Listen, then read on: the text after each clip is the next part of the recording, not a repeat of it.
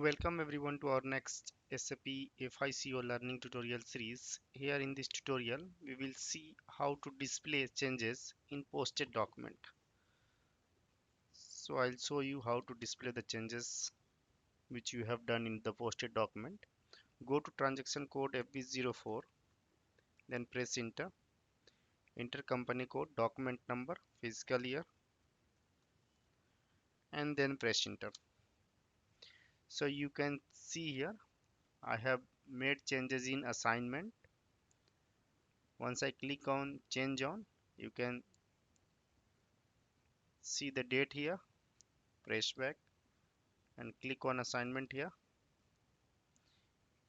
You can see here the new is text expenses, and previously I have not maintained anything.